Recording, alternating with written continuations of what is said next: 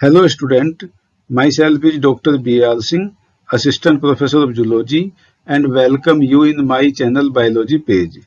Today in this video lecture we will discuss about the D and L configuration of glucose. यानी कि हम कैसे पता करेंगे कि ग्लूकोज की कौन सी स्ट्रक्चर डी ग्लूकोज है और कौन C L glucose.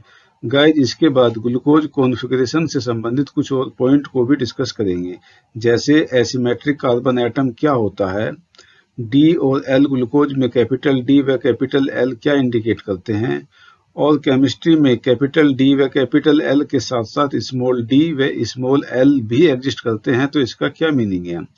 Optically active chemical के नाम से पहले प्लस और माइनस साइन क्या इंडिकेट करते हैं, और लास्ट में डी एंड एल ग्लूकोज की प्रॉपर्टीज को शॉर्ट में डिस्कस करेंगे। तो बने रहिए मेरे साथ और वीडियो को पूरा देखिए।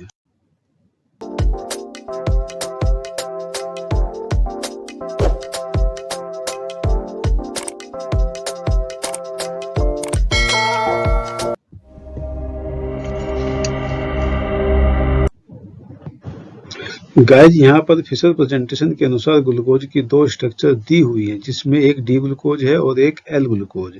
हमें पता लगाना है कि कौन सा डी ग्लूकोज है और कौन सा एल ग्लूकोज।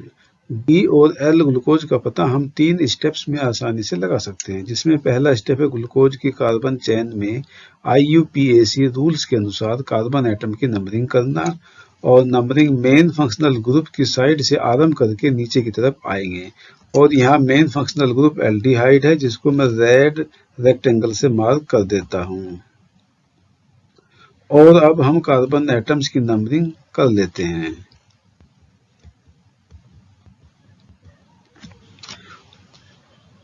और ये हमने नंबरिंग कर ली है। नंबरिंग करने के बाद दूसरा स्टेप है कार्बन चेन में एसिमेट्रिक कार्बन एटम का पता लगाना, क्योंकि एसिमेट्रिक कार्बन एटम पर OH ग्रुप की पोजीशन देखकर कि यह लेफ्ट साइड में है या राइट साइड में डी व एल ग्लूकोज का पता चलता है।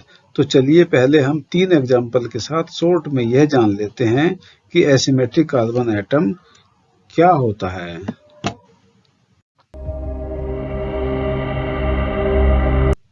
एसिमेट्रिक कार्बन एटम का मीनिंग है किसी कंपाउंड में ऐसा कार्बन एटम जो 4 डिफरेंट ग्रुप या एटम से जुड़ा हो।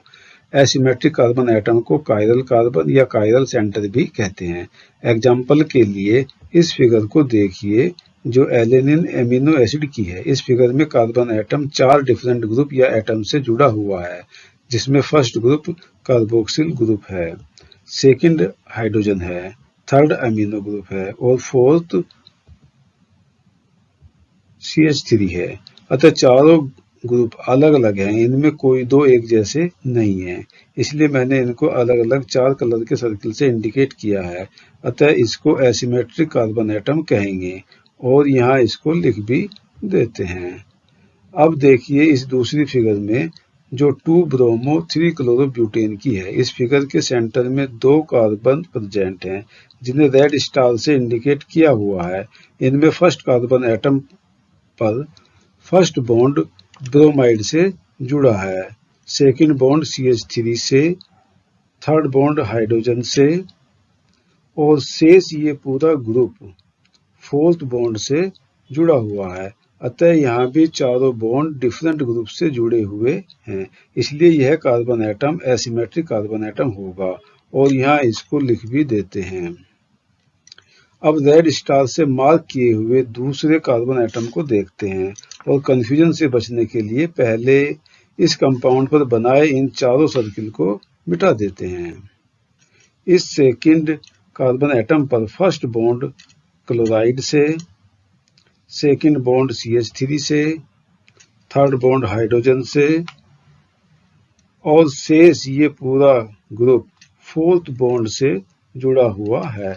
अतः यहाँ भी चारों बॉन्ड डिफरेंट ग्रुप से जुड़े हुए हैं, इसलिए यह भी एसिमेट्रिक कार्बन एटम होगा और यहाँ इसको लिख भी देते हैं।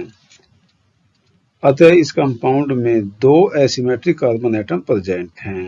अब थर्ड फिगर को देखिए जो ग्लाइसिन एमिनो एसिड की है। इसमें कार्बन एटम 4 डिफरेंट ग्रुप या एटम से जुड़ा हुआ नहीं है। इसका एक बॉन्ड कार्बोक्सिल ग्रुप से जुड़ा है, एक NH2 से जुड़ा है और शेष 2 बॉन्ड 2 अलग अलग हाइड्रोजन एटम से जुड़े हैं, जिनको मैंने एक जैसे रेड सर्कल से इंडिकेट किया है। अतः इस कंपाउंड में कोई भी एसिमेट्रिक कार्बन एटम प्रेजेंट नहीं है और यहाँ इसको लिख भी देते हैं। होप कि अब आपको एसिमेट्रिक कार्बन एटम का कॉन्सेप्ट क्लियर हो गया होगा। तो अब अपने मेन टॉपिक पर वापस आते हैं। गाइस, एसिमेट्रिक कार्बन एटम पर OH ग्रुप की पोजीशन देखकर कि यह लेफ्ट साइड में बाइंड है या राइट साइड में, हम D व L कॉन्फ़िगरेशन का पता लगा सकते हैं। लेकिन ग्लूकोज के केस में 1 नहीं, 2 नहीं, 3 नहीं, 4 एसिमेट्रिक कार्बन एटम प्रेजेंट होते हैं, जिनका नंबर कार्बन चैन में सेकंड, थर्ड, फोर्थ और फिफ्थ है, जिनको मैं इन दोनों फिगर में ग्रीन कलर के रेक्टेंगल से मार्क कर देता हूँ।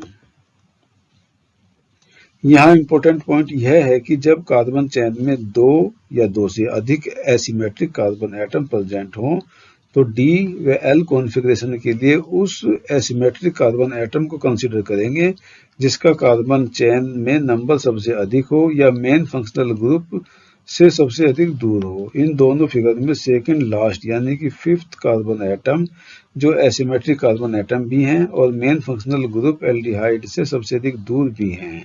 अतः इस फिफ्थ कार्बन एटम को D व L कॉन्फ़िगरेशन का पता लगाने के लिए कंसीडर करेंगे और बेटर अंडरस्टैंडिंग के लिए इन दोनों फिगर में फिफ्थ कार्बन एटम को ब्लू सर्कल से मार्क कर देते हैं। ये मैंने मार्क कर लिया है।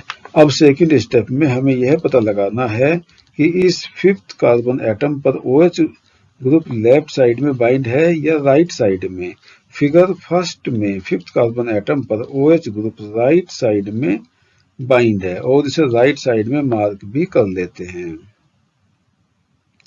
अतः OH group last asymmetric carbon atom पर राइट साइड में बाइंड होने पर इसे D ग्लूकोज कहेंगे और फिगर 2 में OH group fifth carbon atom पर लेफ्ट साइड में बाइंड है और इसे लेफ्ट साइड में मार्क भी कर लेते हैं। अतः OH ग्रुप लेफ्ट साइड में बाइंड होने पर इसे L ग्लूकोज कहेंगे।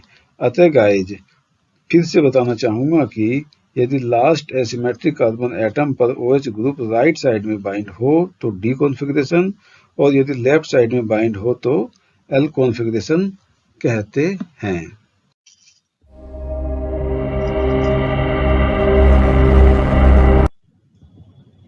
गाइज, यहाँ पर ग्लूकोज की 2 स्ट्रक्चर दी हुई है जिसमें एक D ग्लूकोज व एक L ग्लूकोज है। यहाँ पर हम डिस्कस करेंगे कि D और L ग्लूकोज में कैपिटल D व कैपिटल L का मीनिंग क्या है। तो गाइज, मैं यह बताना चाहूँगा कि यदि किसी कंपाउंड से पहले कैपिटल D या कैपिटल L लिखा है तो पर्टिकुलर स्टीरियो आइसोमर कंपाउंड का रिलेटिव कॉन्फ़िगरेशन बतलाता है। D और L 2 अलग अलग लैटिन वर्ड डेक्स्टर व लेविस को रिप्रेजेंट करते हैं, जहां D डेक्स्टर को रिप्रेजेंट करता है जिसका मीनिंग है राइट और L लेविस को रिप्रेजेंट करता है जिसका मीनिंग है लेफ्ट। अतः जब लास्ट एसिमेट्रिक कार्बन एटम पर OH ग्रुप राइट साइड में बाइंड हो तो D या डेक्स्टर कॉन्फ़िगरेशन कहते हैं, जैसे फिगर 1 में इंडिकेट हो रहा है, और यदि लेफ्ट साइड में बाइंड हो तो L या लेविस कॉन्फ़िगरेशन कहते हैं, जैसे फिगर 2 में शो हो रहा है।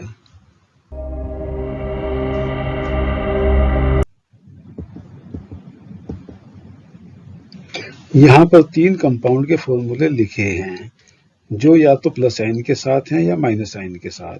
इस स्लाइड में हम यही डिस्कस करेंगे कि यदि किसी कंपाउंड के नाम से पहले प्लस या माइनस साइन ब्रैकेट में लिखा है तो इसका क्या मतलब है। गाइस, बताना चाहूँगा कि कुछ केमिकल्स में प्लेन पोलराइज्ड लाइट को क्लॉकवाइज या एंटी क्लॉकवाइज रोटेट करने की कैपेसिटी होती है। इन केमिकल्स को ऑप्टिकली एक्टिव सब्सटेंस कहते हैं और इनके नाम से पहले ब्रैकेट में या तो प्लस या माइनस साइन लिखा जाता है।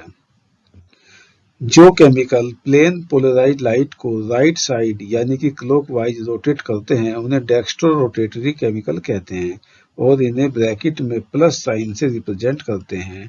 D plus glucose dextrorotatory substance का एक उदाहरण है। जो केमिकल प्लेन पोलराइज्ड लाइट को लेफ्ट साइड में यानी कि एंटी क्लॉकवाइज रोटेट करते हैं उन्हें लीवो रोटेटरी केमिकल्स कहते हैं और इन्हें ब्रैकेट में माइनस साइन से रिप्रेजेंट करते हैं।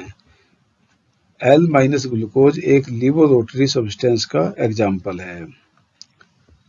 कुछ ऑथर्स ऑप्टिकली एक्टिव सब्सटेंस की ऑप्टिकल एक्टिविटी को रिप्रेजेंट करने के लिए क्रम से प्लस और माइनस साइन के स्थान पर स्मॉल डी व स्मॉल एल का प्रयोग करते हैं, जैसे कि यहाँ पर इन दो बॉक्सों में लिखा हुआ है। मैं यहाँ बताना चाहूँगा कि कैपिटल डी और कैपिटल एल का स्मॉल डी व स्मॉल एल से डायरेक्ट कोई संबंध नहीं है। कैपिटल डी और capital L last asymmetric carbon atom पर OH ग्रुप की पोजीशन को इंडिकेट करते हैं, जैसे कि लास्ट एसिमेट्रिक कार्बन पर OH ग्रुप राइट साइड में बाइंड है या लेफ्ट साइड में, जबकि स्मॉल डी व स्मॉल एल कंपाउंड की ऑप्टिकल एक्टिविटी को रिप्रेजेंट करते हैं कि कोई सब्सटेंस डेक्स्ट्रो रोटेटरी है या लीवो रोटेटरी। स्टीरियो आइसोमर वे कंपाउंड होते हैं जिनकी केमिकल स्ट्रक्चर तो सेम होती है लेकिन एसिमेट्रिक कार्बन एटम पर कॉन्फ़िगरेशन डिफरेंट होता है, जैसे कि फिगर 1, 2, 3 में शो हो रहा है। फिगर 2 में 3 OH ग्रुप कायरल कार्बन पर राइट साइड में बाइंड है और 1 OH ग्रुप लेफ्ट साइड में बाइंड है। इसके अपोजिट फिगर 3 में 3 OH ग्रुप कायरल कार्बन पर लेफ्ट साइड में बाइंड है और 1 OH ग्रुप राइट साइड में बाइंड है। इस प्रकार डी व एल ग्लूकोज एक दूसरे के स्टीरियो आइसोमर हैं। गाइज, किसी ऑप्टिकली एक्टिव कंपाउंड में प्रेजेंट एसिमेट्रिक कार्बन एटम के नंबर से उस कंपाउंड के मैक्सिमम पॉसिबल स्टीरियो आइसोमर का पता इस फॉर्मूले से लगा सकते हैं। इस प्रकार यदि किसी कंपाउंड में n कायरल कार्बन प्रेजेंट हो तो इसमें मैक्सिमम पॉसिबल स्टीरियो आइसोमर की संख्या 2 की पावर n होगी। इस प्रकार 1 कायरल कार्बन वाले कंपाउंड में मैक्सिमम 2 स्टीरियो आइसोमर हो सकते हैं। 2 कायरल कार्बन वाले कंपाउंड में 4 स्टीरियो आइसोमर हो सकते हैं। 3 कायरल कार्बन वाले कंपाउंड में मैक्सिमम 8 स्टीरियो आइसोमर हो सकते हैं और 4 कायरल कार्बन वाले कंपाउंड में मैक्सिमम 16 स्टीरियो आइसोमर हो सकते हैं। अतः ग्लूकोज में 4 कायरल कार्बन प्रेजेंट होते हैं, इसलिए ग्लूकोज के मैक्सिमम 16 स्टीरियो आइसोमर पॉसिबल हो सकते हैं। डी ग्लूकोज और एल ग्लूकोज एक दूसरे के non super impossible mirror image होते हैं, जिसका मतलब है कि ऑब्जेक्ट और उसकी मिरर इमेज एक दूसरे से डिफरेंट होती हैं और इनको आसानी से पहचान सकते हैं। यहाँ इस फिगर में ऑब्जेक्ट ए की मिरर इमेज दिखाई गई है जो बिल्कुल अपने ऑब्जेक्ट के जैसी है। यदि ऑब्जेक्ट ए को इसकी मिरर इमेज के ऊपर प्लेस की जाए तो यह अपनी मिरर इमेज को पूरी तरह कवर कर लेगा। इस प्रकार की इमेज को सुपर इम्पोसिबल मिरर इमेज कहते हैं। जबकि दूसरी फिगर में ऑब्जेक्ट पी की मिरर इमेज दिखाई गई है जो अपने ऑब्जेक्ट से अलग है। इनमें आसानी से अंतर किया जा सकता है। यदि ऑब्जेक्ट पी को इसकी मिरर इमेज के ऊपर प्लेस किया जाए तो यह अपनी मिरर इमेज को पूरी तरह कवर नहीं करेगा। इस प्रकार की इमेज को non super impossible mirror image कहते हैं। ठीक इसी प्रकार डी ग्लूकोज और एल ग्लूकोज एक दूसरे के non super impossible mirror image होते हैं।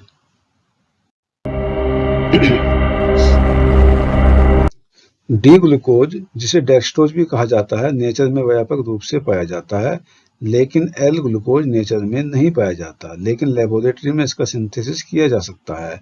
एल ग्लूकोज को एक लो कैलोरी स्वीटनर के रूप में जाना जाता है और यह डायबिटीज के पेशेंट के लिए सूटेबल है, लेकिन अधिक मैन्युफैक्चरिंग कॉस्ट के कारण इसका यूज नहीं किया जाता।